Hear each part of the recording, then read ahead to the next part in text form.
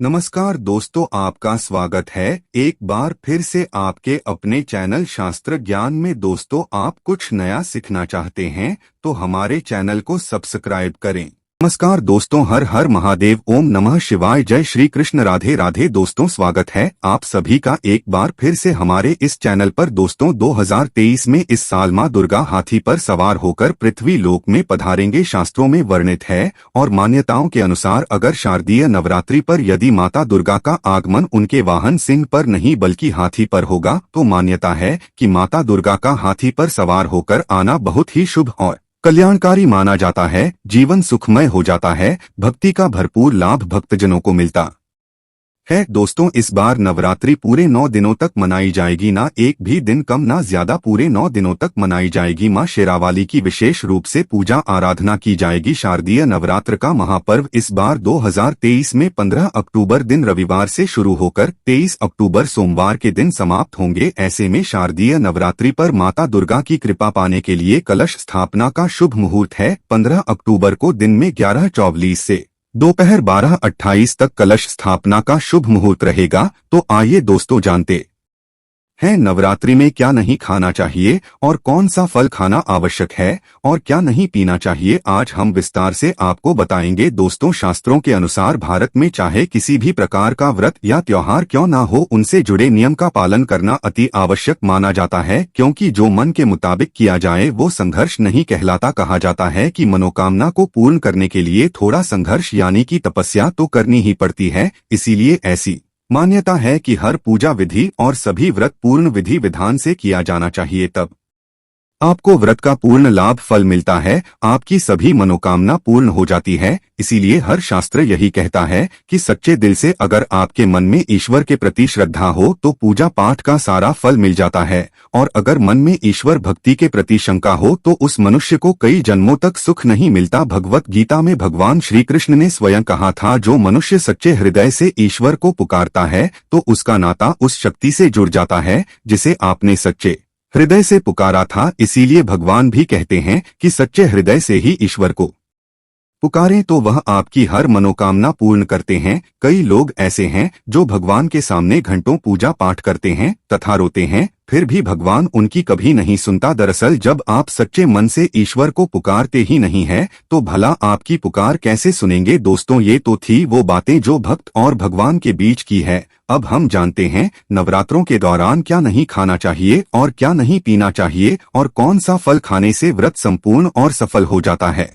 नवरात्रि के दिन से जरूर खाना चाहिए फल। शास्त्रों में बताया जाता है कि भगवान के भोग में सेब आदि जरूर अर्पित किया जाता है। अगर आपका व्रत है तो आपको उसे जरूर खाना चाहिए। केला, पपीता, तरबूज और मीठे अंगूर जरूर खाना चाहिए। इन फलों से व्रतधारी को शक्ति मिलती है और व्रत संपूर्ण हो जाता है। शास्त्रों में बताया जाता है कि नवरात्रों के दिनों में सीताफल जरूर खाना चाहिए। सीताफल खाने से बीमारियां हैं जो खत्म हो जाती हैं। माना जाता है कि नवरात्रों के दिनों में सीताफल का घर में प्रवेश होना बड़ा ही शुभ माना गया है। सीताफल खाने से नवरात्र का व्रत सफल हो जाता है, क्योंकि इसमें माता सीता का आशीर्वाद मिला हुआ होता है। नवरात्रि के दौरान इसे जो भी खाता है उसे दुखों का सामना नहीं करना पड़ता। सीताफल आपको जरूर खाना चाहिए। दोस्तों, नवरात्रों में व्रतधारी को डब्बाबंद लस्सी, डिब्बाबंद जूस नहीं पीना चाहिए। उसमें कई केमिकल मिले होते हैं जिसके कारण आपका व्रत टूट सकता है। जब भी आप फलों का जूस पिएं तो याद रखें उसमें नमक नहीं डालें, नहीं तो व्रत टूट जाएगा। साथ ही साथ जूस में बर्फ भी नहीं डालना चाहिए। चलो का सादा जूस पीने से व्रत सफल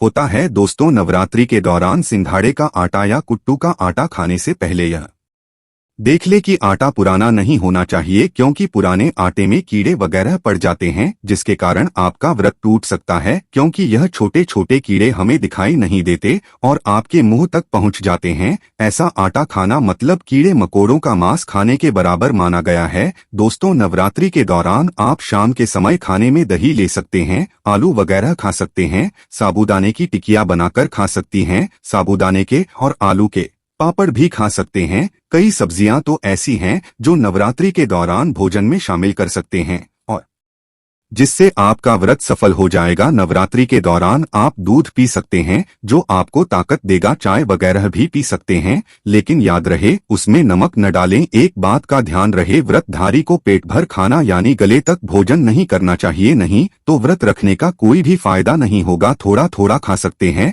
दोस्तों, नवरात्रि के 9 दिन शक्ति माँ दुर्गा को समर्पित होते हैं। नवरात्रि के 9 दिनों में माता रानी के 9 अलग अलग स्वरूपों का पूजन किया जाता है। नवरात्रि के 9 दिनों में माता रानी को अलग अलग स्वरूप के हिसाब से कुछ अलग अलग भोग अर्पित किए जाते हैं। लेकिन क्या आप जानते हैं, कुछ ऐसी वस्तु है जिन्हें नवरात्र के दौरान भूलकर भी माता रानी को अर्पित नहीं करना चाहिए। अगर इन वस्तुओं को आप गलती से भी माता रानी को अर्पित कर देते हैं तो आपको व्रत और पूजन का पूर्ण लाभ नहीं होगा। इसीलिए माता रानी की कृपा प्राप्त करने के लिए आपको यह जानना अति आवश्यक है कि वो कौन सी ऐसी वस्तु है जो माता रानी के पूजन में भूलकर भी नहीं करना चाहिए। तो आइए माँ का जयकारा लगाते हुए वीडियो को शुरू करते हैं।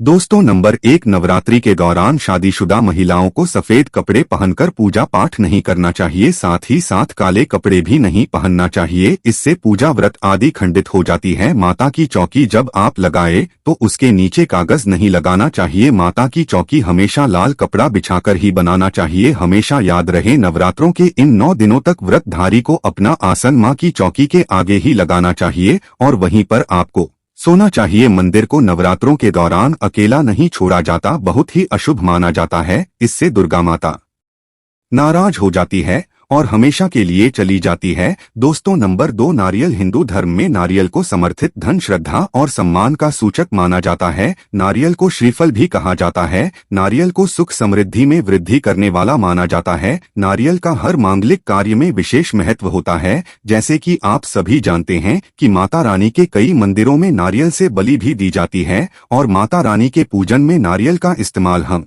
सभी करते हैं। खासकर कलश की स्थापना नारियल से ही की जाती है। माता रानी के पूजन में हम नारियल इस्तेमाल करते समय कुछ गलतियां कर देते हैं। दोस्तों, नारियल कई प्रकार के होते हैं, एक हरा, दूसरा सूखा जिसके अंदर पानी होता है। जिस नारियल के अंदर पानी होता है, माता रानी के पूजन में सदैव पानी वाला और जटा वाला नारियल ही इस्तेमाल करें। नारियल पूर्ण होना चाहिए। नवरात्रि में माता रानी के कलश की स्थापना करते समय जटा वाला यानी पानी वाला नारियल ही कलश पर स्थापित करना चाहिए। साथ ही यह ध्यान रखना चाहिए कि नारियल को सदैव कलश के ऊपर लिटाकर रखना चाहिए। घट स्थापना करते समय कभी भी नारियल को खड़ा करके नहीं रखा जाता, नारियल को सदैव लेटाकर कलश पर रखा जाता है। साथ ही नारियल को स्थापित करने से पहले आप नारियल को लाल कपड़े में लपेटकर उस पर तिलक करके और फिर लाल चुनरी उड़ाकर आप नारियल को कलश के ऊपर स्थापित करें। शास्त्रों के अनुसार कलश के ऊपर जब सही तरीके से नारियल रखा जाता है और सही प्रकार का नारियल रखा जाता है, तभी ही पूजन का पूर्ण फल प्राप्त होता है। यह भी ध्यान रहे कि महिलाएं माता रानी को नारियल अर्पित कर सकती है, लेकिन कभी भी माता रानी के सामने नारियल को भूलकर भी ना तोड़े, क्योंकि नारियल बीज रूप होता है और स्त्रियां बीज रूप से ही शिशु को जन्म देती है। इसीलिए कभी भी महिलाओं को नारियल नहीं तोड़ना चाहिए। दोस्तों, नंबर 3, लौंग। लौंग हम सभी माता रानी के पूजन में इस्तेमाल करते हैं, लेकिन लौंग का इस्तेमाल करते समय एक बहुत बड़ी गलती कर बैठते हैं। हमेशा ध्यान रखना चाहिए कि माता रानी को सदैव फूल वाली लौंग ही अर्पित करना चाहिए। जिन लौंग के ऊपर फूल नहीं होता या फिर जिस लौंग के पीछे लकड़ी की डंडी नहीं होती, उसको आप माता रानी के पूजन में भूलकर भी इस्तेमाल ना करें। फूल वाले लौंग को ही पूर्ण माना जाता है और माता रानी के पूजन में कोई भी अपूर्ण वस्तु, कोई भी खराब वस्तु या टूटे हुए अक्षत इस्तेमाल नहीं करना चाहिए। इसीलिए सदैव पूजन में फूल वाली लौंग का ही इस्तेमाल करें। दोस्तों, नंबर 4, तुलसी के पत्ते अर्पित नहीं करना चाहिए। माँ दुर्गा की पूजा में तुलसी पत्र का इस्तेमाल करना वर्जित माना जाता है। तुलसी पत्र के अलावा मामला अभी माता रानी को अर्पित नहीं करना चाहिए और दूर वो भी माता रानी को अर्पित नहीं करना चाहिए। दूर्वा भगवान श्री गणेश को अति प्रिय है। नवरात्रि में आप भगवान गणेश को दूर्वा अर्पित कर सकते हैं। भगवान विष्णु जी को तुलसी के पत्ते अवश्य अर्पित कर सकते हैं, लेकिन माता रानी को भूलकर भी तुलसी के पत्ते या दूर्वा अर्पित न करें। माता रानी को सफेद फूल भी अर्पित न करें। माता रानी को सदैव लाल रंग के फूल अर्पित करने चाहिए। लाल रंग के फूल माता रानी को अति प्रिय है। खासकर माता को गुड़हल और कमल के फूल अति प्रिय है। शास्त्रों में बताया जाता है कि घर में माता रानी की 2 या 3 मूर्तियां या फोटो नहीं होने चाहिए। इस बात का भी आप विशेष ध्यान रखें कि माता रानी के पूजन में कोई भी खंडित चीज इस्तेमाल ना करे। खंडित चीज जैसे कि छत का हुआ या टूटा हुआ दीपक या फिर चटका हुआ कोई बर्तन। साथ ही यह भी ध्यान रहे कि लोहे के और प्लास्टिक के बर्तन आप माता रानी के पूजन में इस्तेमाल ना करें, क्योंकि प्लास्टिक के चाइनीज बर्तन हड्डियों के पाउडर से मिलकर बनते हैं। ऐसा ना करें। ऐसे बर्तनों को माता रानी के पूजन से सदैव दूर रखें। माता रानी को जो कुछ स्थापित कर रही है उन्हें नहीं देते हुए फूल या गिरे हुए फूल या फिर मुरझाए हुए फूल माता को अर्पित न करें। दोस्तों, कमेंट बॉक्स में लिखें जय माता दी। जानकारी पसंद आए तो एक लाइक जरूर कर दीजिए और इस वीडियो के संबंधित और नवरात्रि के संबंधित आपके पास कोई भी सवाल या कोई भी प्रश्न हो तो हमसे कमेंट बॉक्स में जरूर पूछें। धन्यवाद।